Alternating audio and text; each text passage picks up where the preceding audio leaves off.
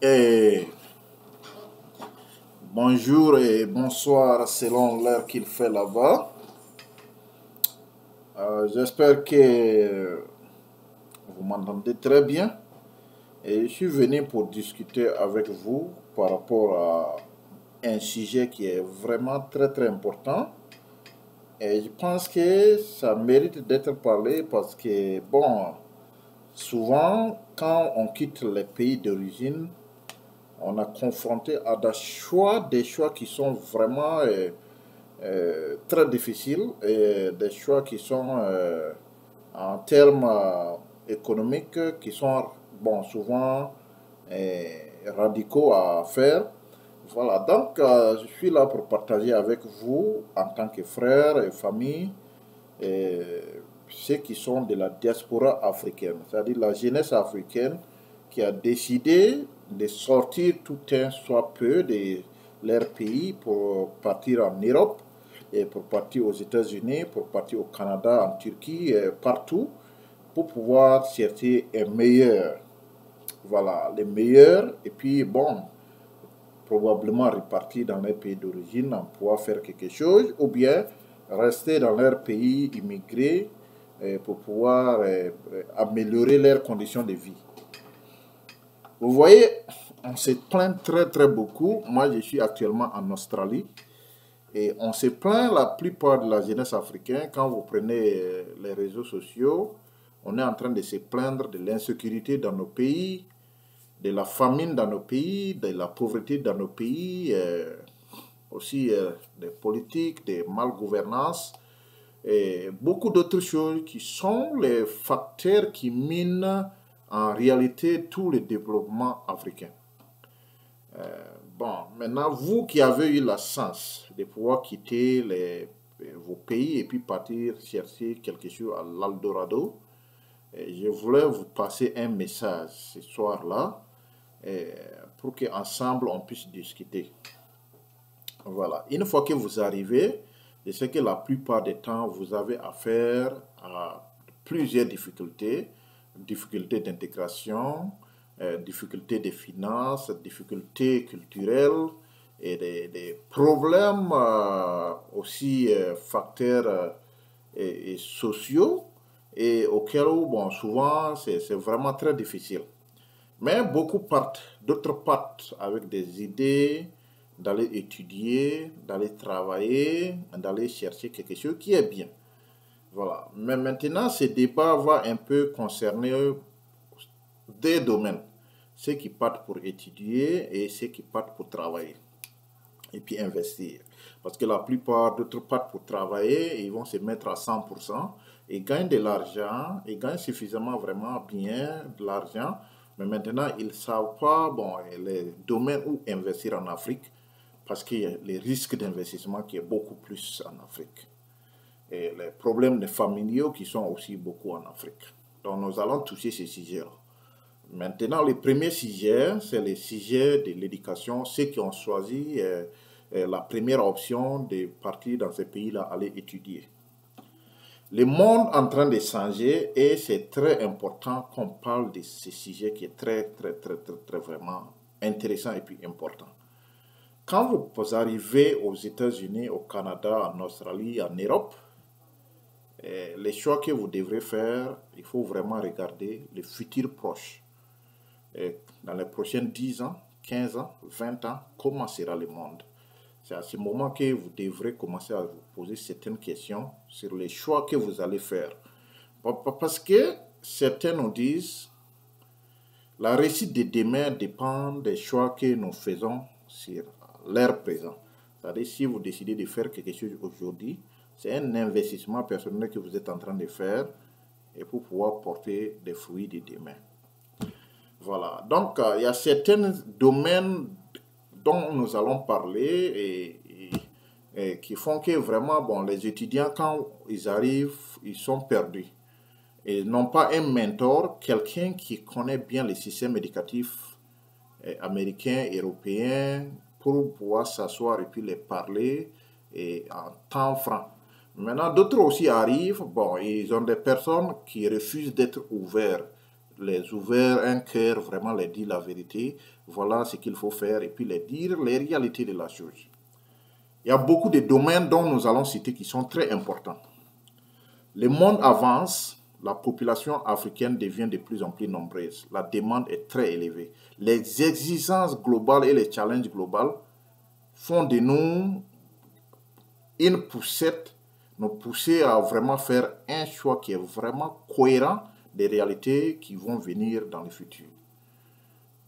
Le premier domaine dont je vais parler, c'est le domaine de l'agronomie. C'est un domaine qui est ignoré. La plupart des étudiants africains, quand ils arrivent à la diaspora, quand ils arrivent à l'Eldorado, ils ne veulent pas choisir ces domaines-là. C'est un domaine qui est très important.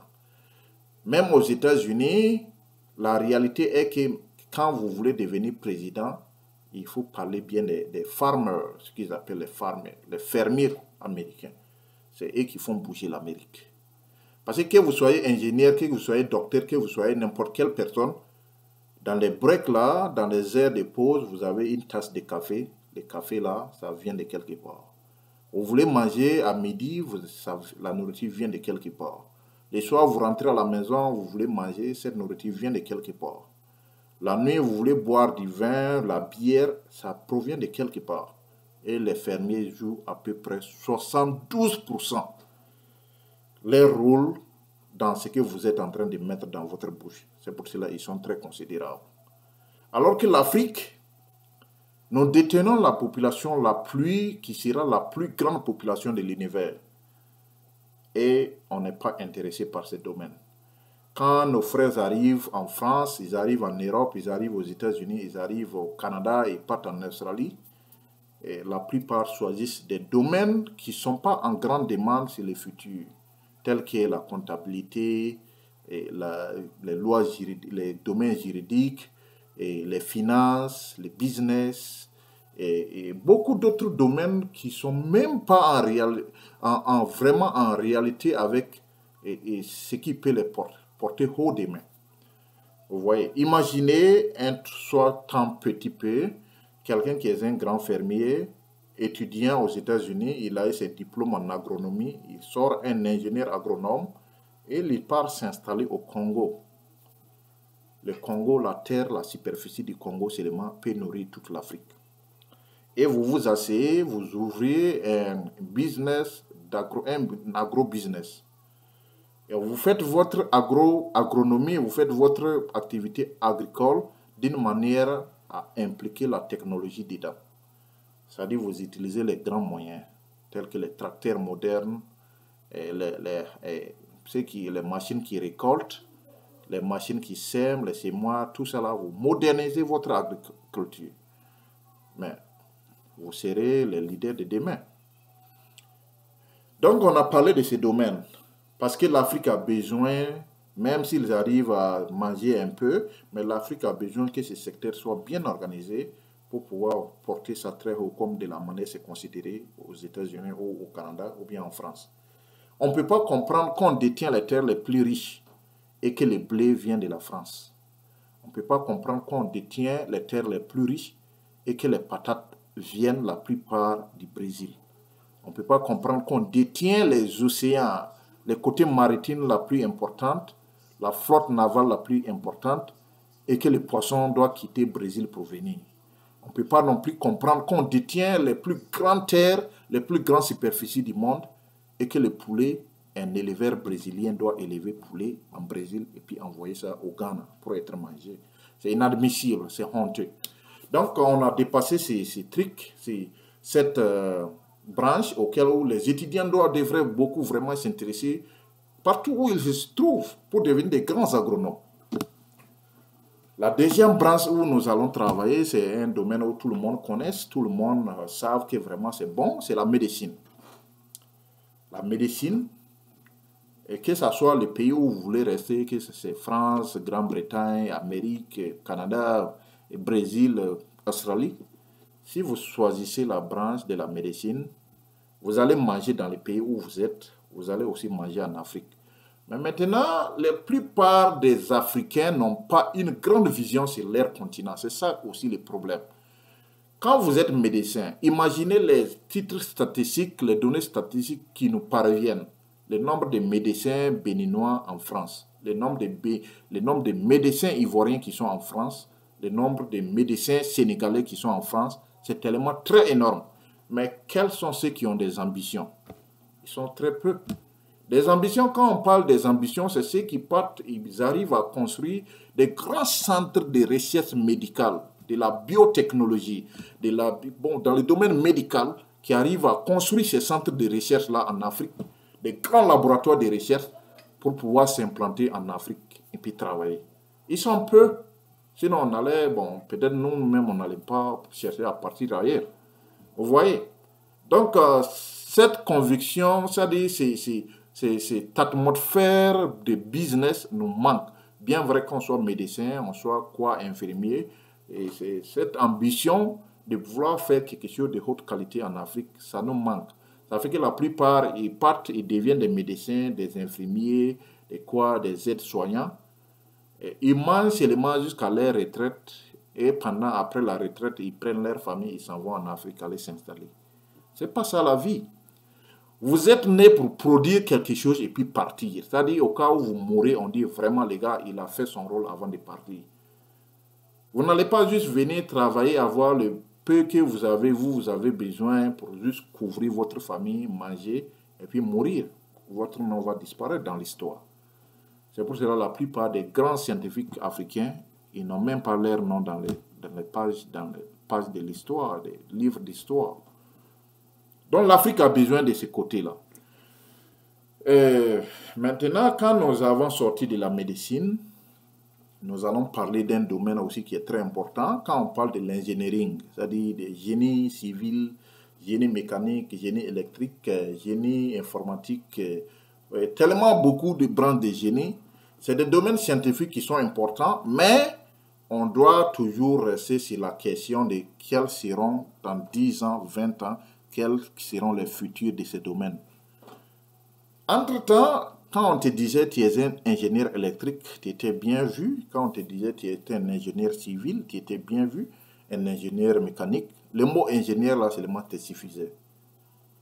Mais actuellement, que tu sois génie pétrolier, génie civil, génie mécanique, génie électrique, génie électronique, et bon, vraiment, les gens ne te voient pas. C'est pour être très franc, dans les prochaines 10 années, 20 ans, les gens ne vont pas vous voir. Parce que le monde a changé. Et il y a d'autres domaines qui sont en train d'envahir ces domaines-là. C'est le domaine où on est rentré, le troisième domaine, après la médecine, l'agronomie et l'engineering. Le quatrième domaine qui vient maintenant, c'est le domaine informatique, la technologie. C'est la technologie qui va gouverner le monde à plus de 40 ans, à partir d'aujourd'hui jusqu'à 40 ans. Et je vous parle de janvier 16 2021, aujourd'hui. La technologie va dominer pendant plus de 40 ans les années à venir. 40 ans à venir va donner la place à la technologie. Que ce soit dans le monde multimédia, dans le monde télévisuel, dans le monde radiophonique, dans le monde des ordinateurs, des ondes sismiques au niveau de l'espace, que ce soit l'exploration aérienne, que ce soit même les guerres de demain. Et les guerres de demain ne seront plus des guerres conventionnelles où vous avez des bases militaires partout, il faut déployer des militaires. Les guerres de demain ne seront plus des guerres conventionnelles, ce seraient des guerres technologiques. Et l'Afrique a besoin de ça. Parce que si aujourd'hui vous voyez les gens parlent, on se plaint partout, la France est là, par-ci et par-là, et ses bases militaires, il faut les sasser. Vous n'avez pas besoin, l'Afrique n'a plus besoin de sasser la France. Elle va partir seule. Parce qu'elle-même, elle va se sentir, elle n'a même pas besoin d'être là-bas. Si aujourd'hui vous avez formé des ingénieurs, des grands ingénieurs informaticiens, des grands ingénieurs technologiques, mais tout ce qu'on parle l'espace, parce que qui parle des domaines militaires, parle des domaines de l'espace. Hein? Qui comprend son espace aérien domine tout. Vous comprenez la définition de GIS, la géographie de l'information, des systèmes informatiques, mais ça veut dire que vous comprenez votre espace géographique. et vous pouvez mener plusieurs missions. L'Afrique a besoin de ses propres satellites. L'Afrique a besoin d'installer dans l'espace. Et il y a tout ça là, ces experts-là sont en manque. C'est le domaine technologique. Et c'est pour cela que j'ai dit que le domaine technologique sera le domaine qui va dominer pendant plus de 40 ans à venir. Même que vous soyez agronome, c'est le domaine qui va dominer parce que actuellement, on est en train de connecter tels que les tracteurs, les machines qui font et qui récoltent, les machines qui sèment là, on doit les calibrer d'un système technologique qui est à la pointe, du fait qu'on n'a plus besoin des chauffeurs dans ce domaine. La médecine, c'est la même chose. La biotechnologie, la nanotechnologie, les machine learning, l'intelligence artificielle et la nanotechnologie et ce qu'ils appellent neural network, c'est tout cela qui est en train de vouloir dominer maintenant le domaine du monde médical. Donc c'est pour cela que je vous dis que ceux qui ont la chance de choisir des domaines médicaux, des domaines technologiques plutôt, mais c'est un domaine qui va dominer pendant plus de 40 ans à venir, et voire plus. Aujourd'hui, on a besoin des drones technologiques pour faire des opérations militaires. On a besoin des grands mathématiciens, des statisticiens, tous ces domaines-là, compiler ça à ce qu'ils appellent les computings pour pouvoir faire les guerres de demain. Est-ce que l'Afrique est prête? L'Afrique n'est pas prête. Et ceux qui viennent, vous qui avez eu la chance de sortir de vos pays d'origine pour arriver à l'extérieur, il faut choisir ces domaines. On appelle ça des domaines stratégiques. Et ce sont ces domaines-là de demain.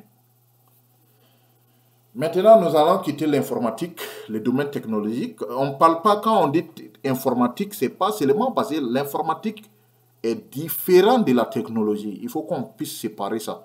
Parce que quelqu'un qui n'a pas étudié ces domaines-là, quand il dit seulement informatique, il dit c'est la technologie. C'est différent. L'informaticien peut être un développeur. Il développe les applications, il écrit les codes, il fait n'importe quoi. Mais il n'est pas un technologiste. Le technologiste, c'est celui qui peut implémenter tous ces systèmes de codage, les applications, pour les modeler et les intégrer dans des machines technologiques. Les programmer dans des machines technologiques. Vous voyez la différence. Donc, ceux qui étudient la technologie, vous avez tout dans votre main. On quitte maintenant le domaine de la technologie pour pénétrer dans un domaine que beaucoup ignorent aussi. C'est le domaine du génie des matériels.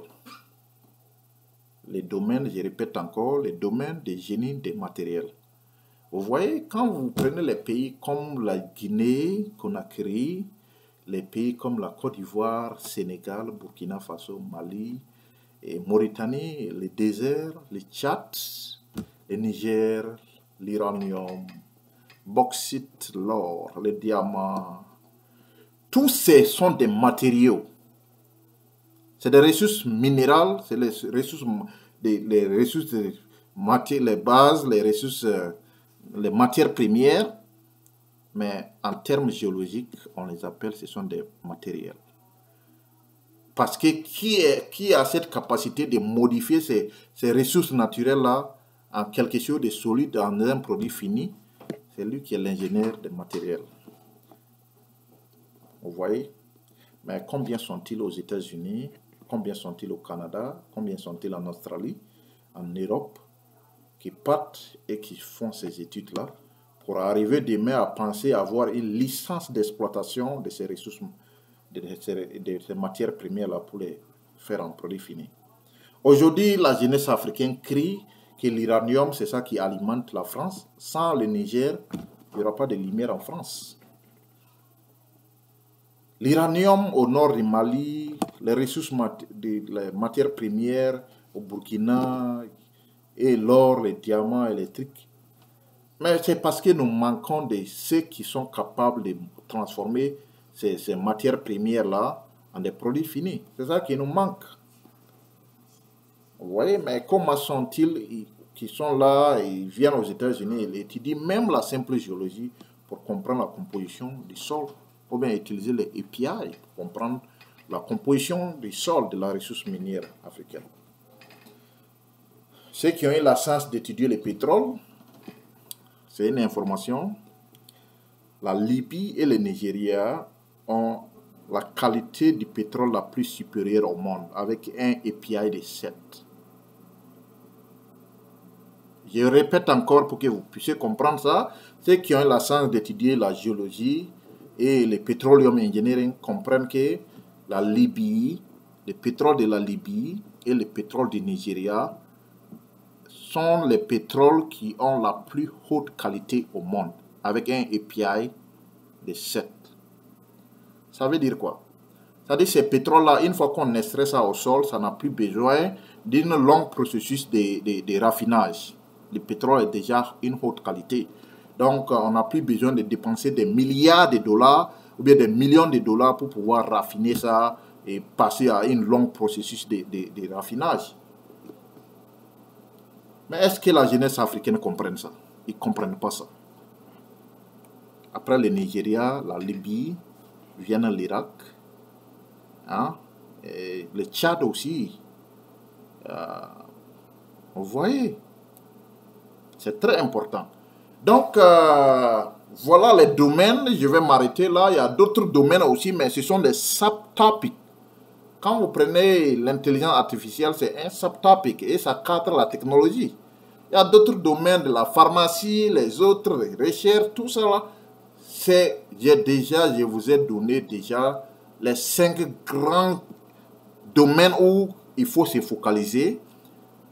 Et vraiment, vous n'allez pas regretter dans votre vie. Et ce sont les 5 grands domaines qui vont dominer le monde de demain.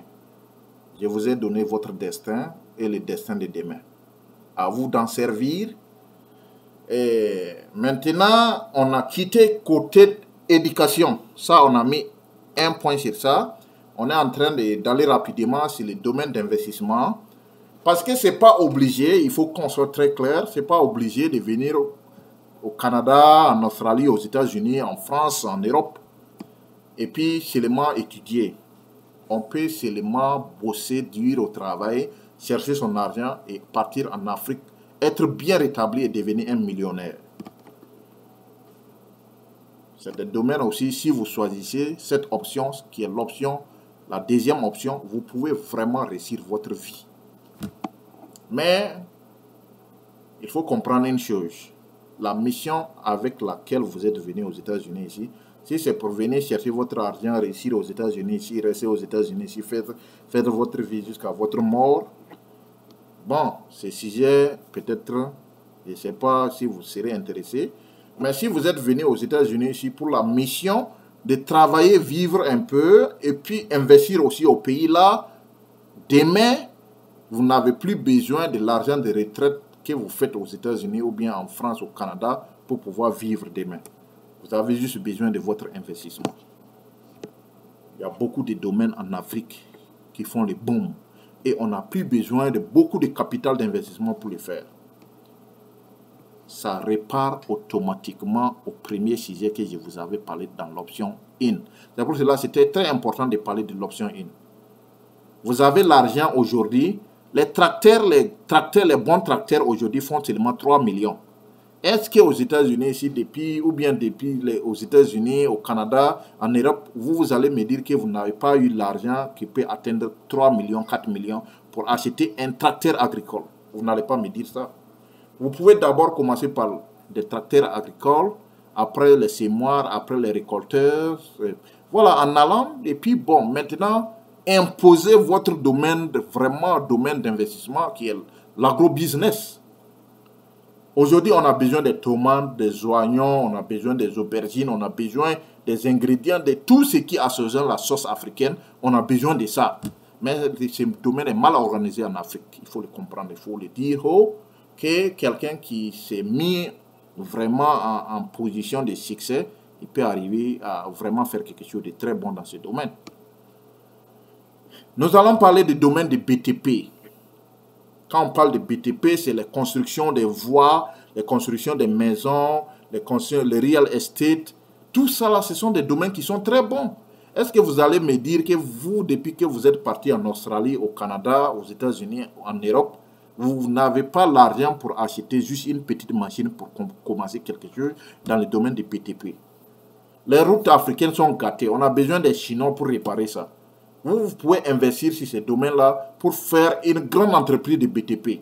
C'est ça qui donne l'argent et vous avez des contrats étatiques, des contrats, mais vous êtes aussi obligé de faire la politique. Et c'est le game, c'est le jeu comme ça. Faites la politique et émergez sur ces domaines-là. C'est très important.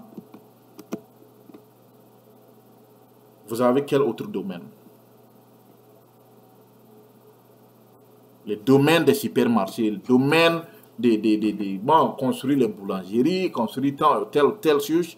L'Afrique a besoin de tout ça. L'Afrique a besoin de maisons résidentielles. Hein? Et tout ça, là, on a besoin de ça. L'Afrique a besoin de grandes séries. Quand je parle de séries, c'est scier les bois là. Parce que la plupart, regardez, que ce soit Gabon, Congo, et USA, et Guinée équatoriale, ce sont des Chinois qui viennent chercher les bois et ce sont des bois de qualité africaine.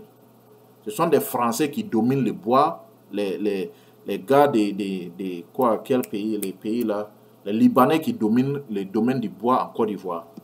Mais où sont cette jeunesse africaine là qui peut me dire qu'il est très simple juste d'acheter une machine de 300 dollars américains pour aller acheter une machine qui coupe les bois et démarrer un business de la série pour faire les planches. Faire les planches pour les constructions. Les maçons vont acheter vos planches. Hein? Ceux qui font les toitures des maisons vont acheter vos planches.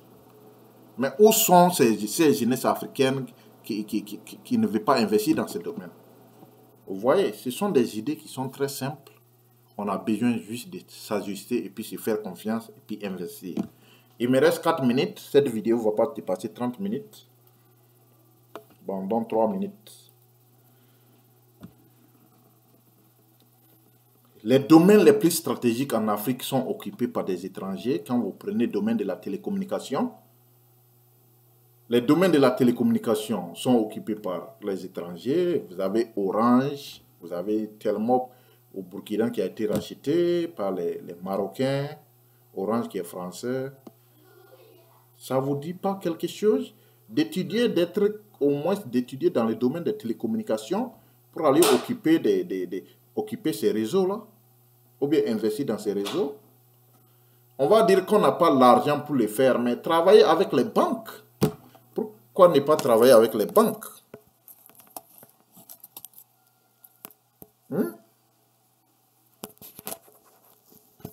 On peut le faire avec les banques.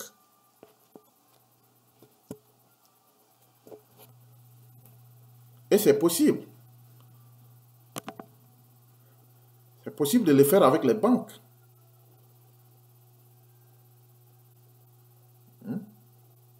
Bon, en résumé, c'est tout ce que je voulais partager avec les frères et sœurs. Bon, c'est que vous aurez des commentaires. S'il y a d'autres commentaires à le faire, il faut le faire. Je sais que ce soit l'option 1, la première option, que ce soit la deuxième option, et vous pouvez arriver à faire quelque chose de très incroyable. Je le sais. Vous pouvez arriver à faire quelque chose de très incroyable. Mais pourquoi est-ce que vous hésitez de votre potentiel? J'ai l'impression que vous avez peur de vous affirmer dans le domaine d'investissement en Afrique. Pourquoi est-ce que vous avez peur? Hein? Pourquoi est-ce que toujours on pense que non, ce qu'on fait comme argent ne peut pas suffire de faire de grands projets en Afrique? Frères et sœurs, il faut qu'on change de mentalité. Il faut qu'on change d'ambition. Il faut qu'on change notre manière de voir les choses, que la page de l'histoire doit avoir notre nom. Les opérateurs économiques ne sont pas des sorciers. Vous pouvez être un opérateur économique. Les grands bailleurs de fonds ne sont pas des sorciers. Ce sont des organisations, les sociétés, les associations qui se sont regroupées, mettre l'argent ensemble. Vous pouvez le faire et on peut ensemble le faire. Pourquoi on ne le fait pas? C'est ça que je voulais partager avec vous. Peut-être vous avez d'autres questions et peut-être que vous avez d'autres choses à dire que je n'ai pas encore dit. Mais maintenant, pour finir, vraiment, je voulais vous demander si j'ai dit quelque chose qui n'est pas bon ou bien qui a touché quelqu'un. Ce n'était pas mon intention. Je veux juste vous remercier. Je veux juste dire si j'ai touché quelqu'un et que c'est mauvais et qu'il a pris ça autrement, je voulais vraiment demander pardon et m'humilier. Et je pense que mon objectif, c'était bon, vraiment de faire un éclaircissement sur tout ce qu'il y a. Merci et bonne journée.